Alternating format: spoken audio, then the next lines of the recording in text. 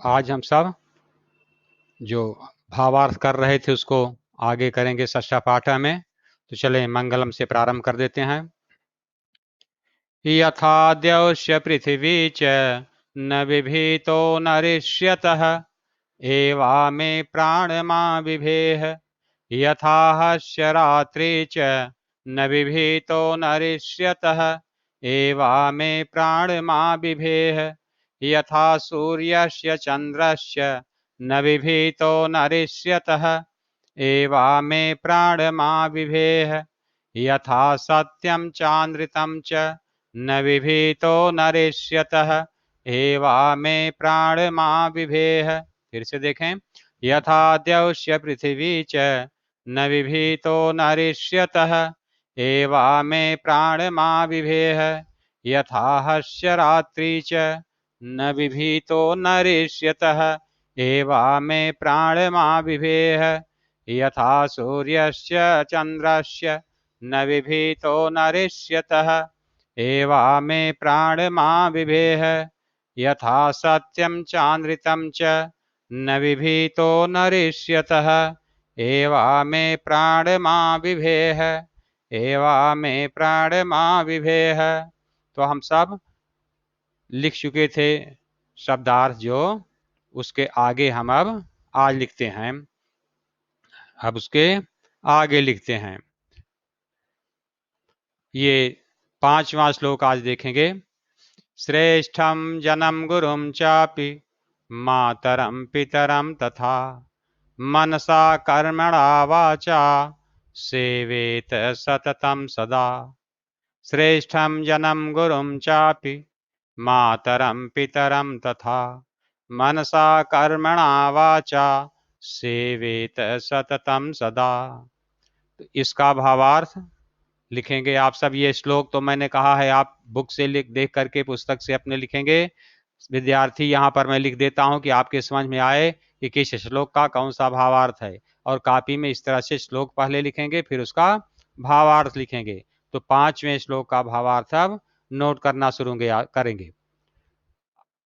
अपने से बड़ों की, गुरु की, माता की और पिता की सेवा हमेशा व निरंतर, हमेशा व निरंतर, व मतलब और, आप और या तथा भी लिख सकते हैं। वह की जगह चाहें तो हम और भी लिख सकते हैं और तथा भी लिख सकते हैं, एवं भी लिख सकते हैं। हमेशा एवं निरंतर मन से, वचन से और कर्म से करना चाहिए। यहाँ भी वह है तो हम वह को और भी लिख देंगे तो उसमें कोई गलती नहीं। चाहे हम और लिखें चाहे च लिखें, च मतलब संस्कृत में होता है, चाहे और लिखें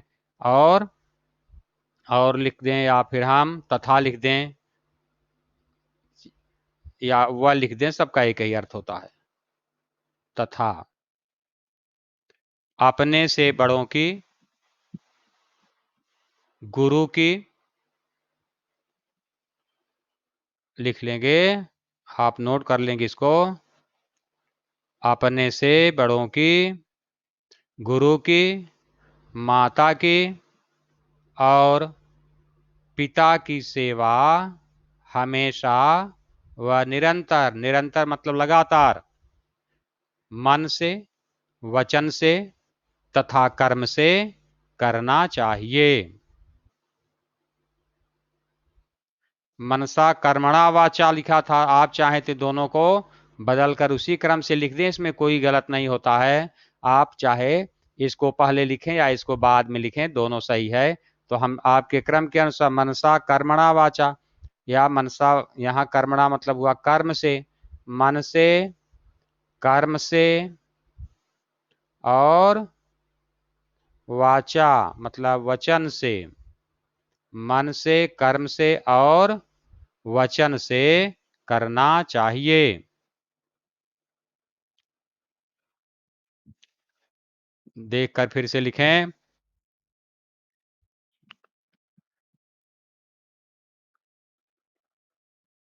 अपने से बड़ों की, गुरु की, माता की और पिता की, ध्यान से देखें, हम बोल रहे हैं, आप उसको मिलाकर लिखते चलें। अपने से बड़ों की, गुरु की, माता की और पिता की सेवा हमेशा व निरंतर, निरंतर मतलब बताया आपको लगातार, मन से, कर्म से और वचन से करना चाहिए। वचन से करना चाहिए। नोट कर लेंगे, नहीं कि आप भूले रहें और देखते रहें कि अब बड़ी देर में लिखूंगा। मन से, कर्म से और वचन से करना चाहिए। अपने से बड़ों की, गुरु की, माता की और पिता की सेवा मन से, वचन से और मन से, कर्म से और वचन से करना चाहिए। मन से, कर्म से और वचन से करना चाहिए। लिख लीजिए ठीक से। बड़ी देर तक मैं रुका रहता हूं और उसको लिखने में आपको समय नहीं लगना चाहिए। ध्यान से लिख लेंगे। बोल रहा हूं बार बार। श्रेष्ठम जनम गुरुम चापि मातरम पितरम तथा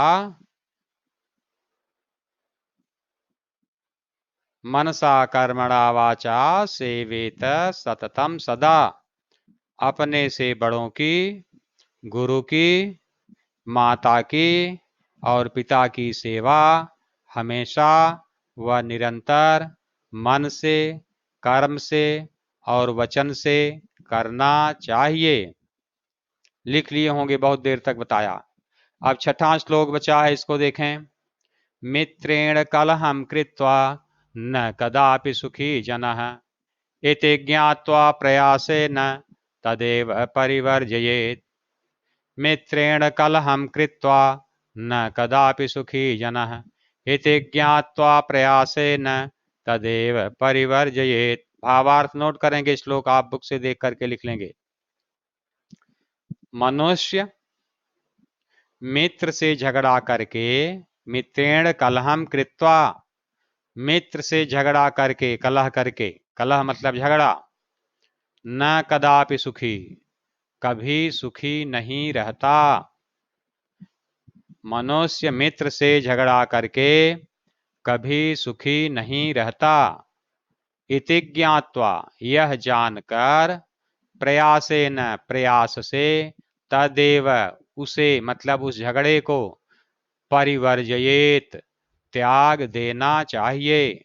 उस झगड़े को त्याग देना चाहिए। लिख लेंगे अच्छे से।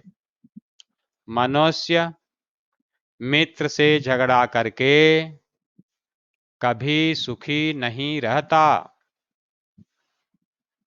यह जानकर, प्रयास करके उसे त्याग देना चाहिए। उसे अर्थात उस झगड़े को त्याग देना चाहिए।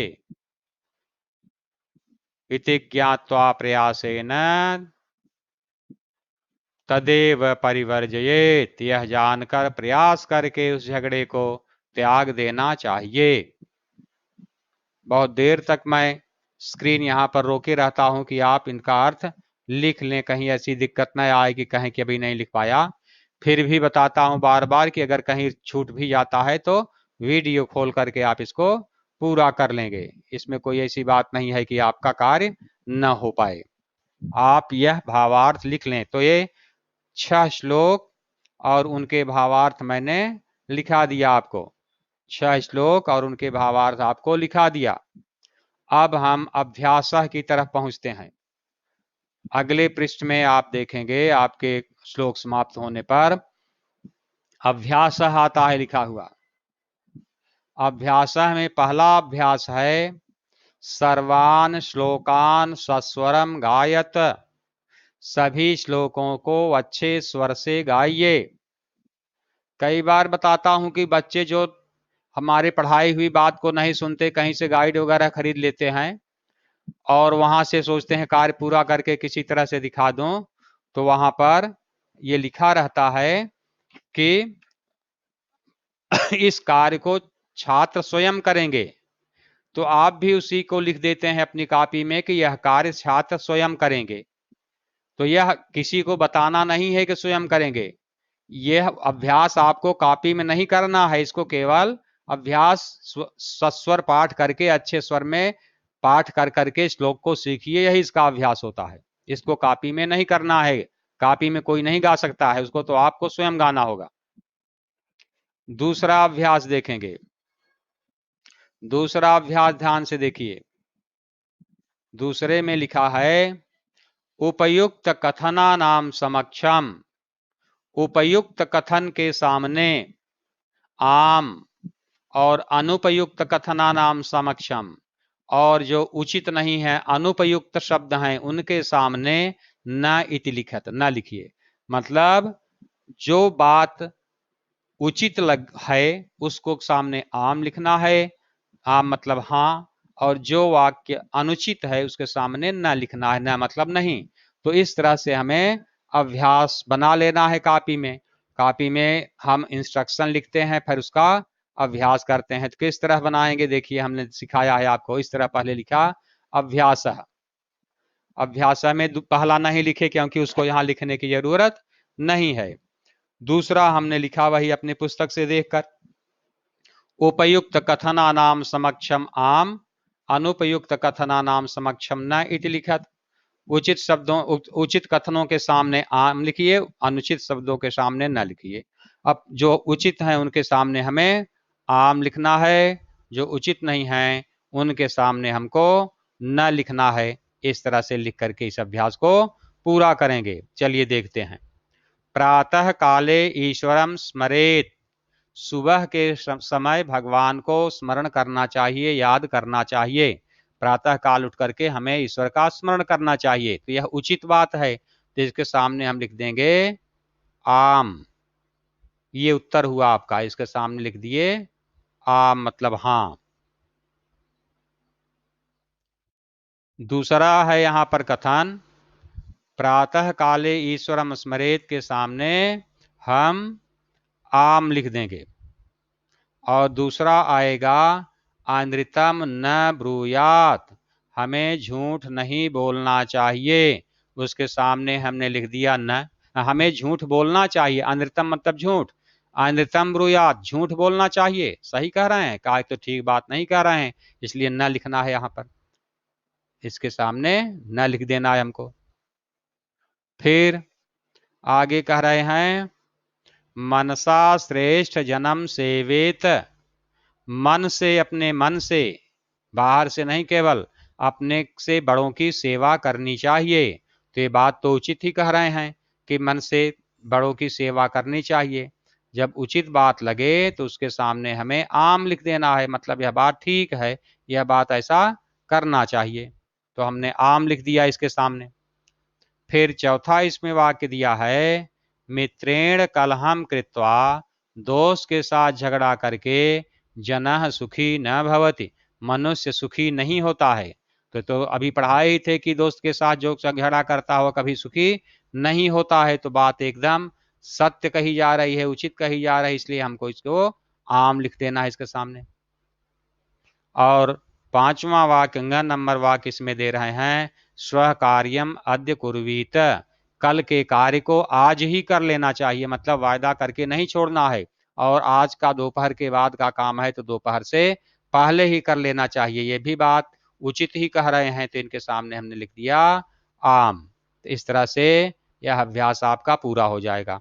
आप इस तरह से आप कर लेंगे, पहले प्रश्न लिखेंगे, फिर प्रातःकाल ईश्वर का स्मरण करना है आम, झूठ बोलना चाहिए न, मन से श्रेष्ठ की सेवा करनी चाहिए आम, मित्र के साथ झगड़ा करके मनुष्य सुखी नहीं होता है आम, और सुबह और दो कल के काम को आज करना चाहिए आम, ऐसा लिखना है, ऐसा इसमें लिखना है। देखते हैं क्या कोई वाक्य बदला। ये देखिए इसमें उल्टा लिखा गया था, ये बात थोड़ा उल्टी है, इसलिए इसको सुधारना है हमको। यहाँ कह रहे हैं कि मित्र के साथ झगड़ा करके मनुष्य सुखी होता है। देखो सुखी होता है, उल्टी बात बता दिए हैं, इसको हमें सुधारना होगा। सुखी होता है, कहा नहीं सुखी नहीं होता है, ये तो ठीक नहीं कहा, तो सुखी नहीं होता, आप लिख रहे हैं सुखी होता है, तो बात गलत हो जाएगी। तो चलो इसको सुधारते हैं हम सब। सुखी नहीं होता है करके नहीं बता रहे हैं, इसमें कह रहे हैं सुखी होता है, तो न को हम हटा देंगे और यह बात अनुचित है, उचित नहीं है, इसलिए हम इसको यहाँ से आम को हटा करके न लिखेंगे। यहाँ पर क्या लिख देंगे? न। अगर लिखेंगे कि सुखी नहीं होता है तो सही है, अगर कह देंगे कि सुखी होता है तो गलत है।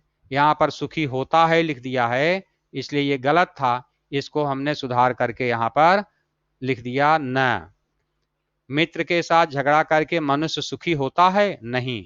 मनुष्य सुखी नहीं होता? हाँ। तो वाक्य में अगर देखेंगे, हमें जैसा दिखाई दे रहा है उसका बात वैसा है, उसको हमको कहना है, अपने मन से उसको नहीं बनाना है। वाक्य का अर्थ पहले समझना है, न को नहीं देखा अगर तो गलत हो जाएगा, इसलिए ध्यान से देखेंगे आप और तब इसको पूरा करेंगे। कल के कार्य को आज करना चाहिए आम। हाँ, अब तीसरा अभ्यास करते हैं जिसमें लिखा है एक पदेन उत्तरत। ये घ वाला मैंने जो बताया यहाँ पर इसको अच्छे से सुधार कर लेंगे। वहां पर सुखी न भवति नहीं लिखा है, न को हटाएंगे, सुखी भवति कर देंगे और आम की जगह न लिख देंगे। अब इधर देखिए तीसरा, एक पदेन उत्तरत, एक पद में उत्तर दीजिए। एक पद में मतलब एक शब्द में। कह न प्रतीक्षिते, कौन इंतजार नहीं करता, कौन इंतजार नहीं करता। तो यही श्लोक को देखेंगे बार बार तो आ जाएगा। यहां पर देखिए लिखा है कौन इंतजार नहीं करता, कहा कि नहीं प्रतीक्षते मृत्यु, मृत्यु इंतजार नहीं करती। तो यहां पर कह के लिए कौन सा शब्द आएगा? मृत्यु। तो यहां पर हम लिख देंगे कौन इंतजार नहीं करता, तो इसका उत्तर हो जाएगा मृत्यु। यहां लिखेंगे मृत्यु। फिर दूसरा इसमें प्रश्न है सत्यता कदा व्यवहारे स्यात्। सत्यता कदा व्यवहारे स्यात्, सत्यता कब होनी चाहिए व्यवहार में हमारे, सत्यता कब होनी चाहिए। यहाँ देखिए श्लोक देखेंगे तो वहां से आपको अर्थ मिलता जाएगा। सर्वदा व्यवहारे स्यात् औदार्यम सत्यता, तथा सर्वदा हमेशा होनी चाहिए। सर्वदा शब्द यहाँ पर आया है तो हम उत्तर में लिख देंगे सर्वदा। कब व्यवहार में होनी चाहिए सत्यता? हमेशा होनी चाहिए, तो हम यहाँ पर लिख देंगे सर्वदा। व्यवहारे सर्वदा सत्या सत्यता स्यात्, सर्वदा। फिर आगे प्रश्न है किम ब्रूयात, क्या बोलना चाहिए। तो आप पढ़े हैं बार बार आया सत्यम ब्रूयात प्रियम ब्रूयात। सत्यम ब्रूयात, हम एक ही शब्द सत्यम लिख सकते हैं। सत्यम और प्रियम लिखेंगे दो हो जाएगा, एक ही शब्द कह रहे हैं तो हम सत्यम ही लिख देंगे तब भी सही हो जाएगा। सत्यम ब्रूयात, किम ब्रूयात, सत्यम ब्रूयात। आगे प्रश्न है केन सह कलहम कृत्वा नरः सुखी न भवति। किसके साथ झगड़ा करके मनुष्य सुखी नहीं होता, किसके साथ झगड़ा करके मनुष्य सुखी नहीं होता। ये तो बार बार कई बार आया है, अंतिम शब्द को बार बार दिखा रहे हैं। यहाँ देखिए आपको लिखता हुआ, यहाँ प्रश्न का उत्तर लिखा हुआ दिख जाएगा। मित्रेण कलहम कृत्वा न कदापि सुखी चकः। मित्रेण, मित्र के साथ झगड़ा करके, तो केन के लिए कौन सा उत्तर आ जाएगा? इसका उत्तर आ जाएगा मित्रेण। तो यहाँ पर केन सह की जगह हम उत्तर लिख देंगे मित्रेण सह। मित्रेण, एक पद में ही उत्तर लिखना है तो केवल मित्रेण लिखेंगे, इसका उत्तर हो जाएगा मित्रेण। और पांचवा प्रश्न है बच्चों, कह महारिपु अस्माकम शरीरे तिष्ठति। कौन बहुत बड़ा शत्रु जो है, दुश्मन जो है हमारे शरीर में है। पहले ही श्लोक में आ गया था, आप ध्यान दिए होंगे तो वहीं पर बता दिया है। आलस्यम ही मनुष्याणाम शरीरस्थो महान रिपु। आलस्य बहुत बड़ा दुश्मन है जो हमारे शरीर में बैठा हुआ है, तो हम यहाँ इसका उत्तर लिख देंगे आलस्यम। इसका उत्तर हम लिख देंगे आलस्यम, आलस्यम।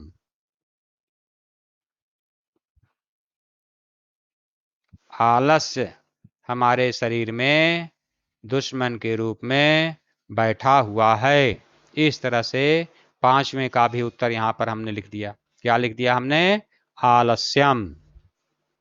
तो इसका उत्तर आप कर लिए होंगे। और अच्छे से प्रश्न तो पुस्तक से लिखना है, एक एक शब्द लिख रहा हूं, एक शब्द लिखने में तो आपको 5 सेकंड लगेगा, एक एक शब्द लिखने में देर होता नहीं। समझाता चलता हूं, बताता चलता हूं, आप लिख भी सकते हैं। कह न प्रतीक्षते मृत्यु सर्वदा कदा सत्यता कदा व्यवहारे स्यात् सर्वदा किं ब्रूयात् सत्यम केन सह कलहम कृत्वा सुखी न भवेत् मित्रेण कह महारिपुः अस्माकं शरीरे तिष्ठति आलस्यम। इस तरह से इसका उत्तर हो गया। अब चौथा हम अभ्यास देखेंगे। चौथा अभ्यास देखेंगे। लिखा है रेखांकित पदानि आधृत्य, रेखांकित पदानि आधृत्य प्रश्न निर्माणम कुरुत। रेखांकित पदों को आधार बनाकर प्रश्न बनाइए। अब यहाँ पर जिसके नीचे अंडरलाइन जो शब्द किया गया है उसकी जगह प्रश्नवाचक शब्द बना करके प्रश्न बनाना है। मृत्यु न प्रतीक्षते, मृत्यु इंतजार नहीं करती, तो इसका उत्तर होगा कौन इंतजार नहीं करती। अभी प्रश्न में दिया भी गया था, तो यहाँ पर हम इसका उत्तर लिख देंगे, मृत्यु की जगह हम लिख देंगे कह, क्योंकि मृत्यु पुल्लिंग प्रथमा एक वचन में शब्द है। कह न प्रतीक्षते, कह न प्रतीक्षते, कौन इंतजार नहीं करता। अगर एक शब्द में उत्तर कहेंगे तो वही शब्द आ जाएगा जिसको हम अंडरलाइन किए रहते हैं, और अंत में प्रश्नवाचक चिन्ह लग जाता है। कौन प्रतीक्षा नहीं करती, मृत्यु, तो मृत्यु की जगह कह शब्द कर दिया हमने। कलहम कृत्वा नरः दुखी भवति, झगड़ा करके मनुष्य दुखी होता है, तो यहाँ पर हम कलह के हटाएंगे और इसका द्वितीय एक वचन में कम शब्द रख देंगे। कम कृत्वा, क्या करके, किसको करके, नरः मनुष्य, दुखी भवति मनुष्य दुखी होता है, क्या करके मनुष्य दुखी होता है। अब यहाँ पर भवति में हम अंत में प्रश्नवाचक चिन्ह लगा देंगे, तब हमारा यह प्रश्न बन जाएगा। क्या करके मनुष्य दुखी होता है, झगड़ा करके, तो कम की जगह कलहम इसका उत्तर आ जाएगा।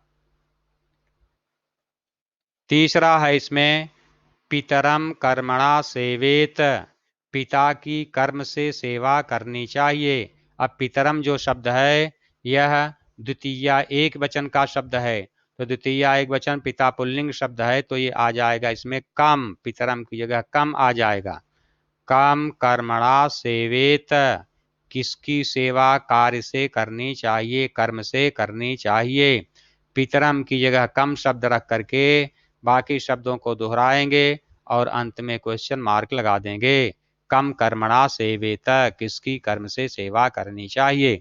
जिस विभक्ति वचन में प्रश्न वाचक चिन्ह बनाना होता है, अंडरलाइन जो शब्द रहता है, उसी वचन विभक्ति और लिंग में हम किम शब्द का रूप लिख देते हैं। व्यवहारे मृदुता श्रेयसी, व्यवहार में मधुरता अच्छी होती है, तो यहाँ मृदुता जो शब्द है यह स्त्रीलिंग का शब्द है और प्रथमा एक वचन का है, तो यहाँ पर मृदुता की जगह का शब्द आ जाएगा। इसका हम उत्तर फिर बाकी तो वही जो शब्द हैं उनको दोहराते हैं, उनमें कुछ बदलाव नहीं होता है। व्यवहारे मृदुता की जगह हम लिख देंगे का, व्यवहारे का श्रेयसी, श्रेयसी मतलब श्रेष्ठ, अच्छी। व्यवहार में क्या श्रेष्ठ होती है, क्या श्रेयसी होती है, इसका उत्तर आ गया मृदुता। तो व्यवहारे का श्रेयसी, जो प्रश्न में दिए हैं वही यहाँ पर जो लिखा है वहां वाक्य में उसी को उतार करके और यहाँ पर क्वेश्चन मार्क लगा देंगे, प्रश्नवाचक चिन्ह लगा देंगे। व्यवहारे का श्रेयसी, व्यवहारे मृदुता श्रेयसी, श्रेष्ठी मैंने लिख दिया, श्रेष्ठी नहीं श्रेयसी शब्द दिया गया है, जो शब्द लिखा रहे उसी को हमें लिखना है। तो हम इसको सुधार देते हैं, यहाँ पर हम श्रेष्ठी नहीं लिखेंगे, श्रेयसी वहां लिखी है, तो मैं ऐसे ये श्रेयसी लिखना है,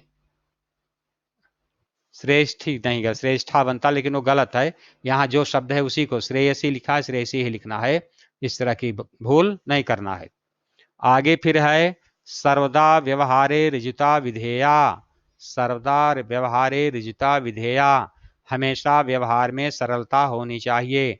तो हमेशा के लिए क्या शब्द, कब शब्द आ जाएगा, कब, तो सर्वदा के लिए एक अव्यय शब्द है कदा, कदा मतलब होता है कब, तो हम लिख देंगे कदा व्यवहारे, कदा व्यवहारे कब व्यवहार में ऋजुता मतलब सरलता होनी चाहिए। कदा व्यवहारे ऋजुता विधेया। और इसके बाद हम प्रश्नवाचक चिन्ह लगा दिए तो हमारा यह वाक्य प्रश्नवाचक बन गया। सर्वदा व्यवहारे ऋजुता विधेया, कदा व्यवहारे ऋजुता विधेया। इस तरह से अगर हम कर देंगे तो हमारा यह वाक्य पूरा हो जाएगा। तो आप ध्यान से इस तरह से इन वाक्यों से प्रश्न बना करके लिख लेंगे। फिर से देख लें। कः न प्रतीक्षते, कलहं कृत्वा नरः दुखी भवति, कम कृत्वा नरः दुखी भवति। पितरं कर्मणा सेवेत, कर्मणा सेवेत। व्यवहारे मृदुता श्रेयसी, व्यवहारे का श्रेयसी। सर्वदा व्यवहारे ऋजुता विधेया, कदा व्यवहारे ऋजुता विधेया। इस तरह से कदा व्यवहारे ऋजुता विधेया, इस तरह से हम अगर लिख लेंगे तो पूरा हमारा यह अभ्यास हो जाएगा। तो ये 2, 3, 4 द्वितीय तृतीय चतुर्थ जो अभ्यास मैंने अभी आपको लिखाया, इसको अच्छी तरह से अपनी कॉपी में लिख लेंगे पूरा, और लिख करके ये काम कर लेंगे। अगले दिन मैं इससे आगे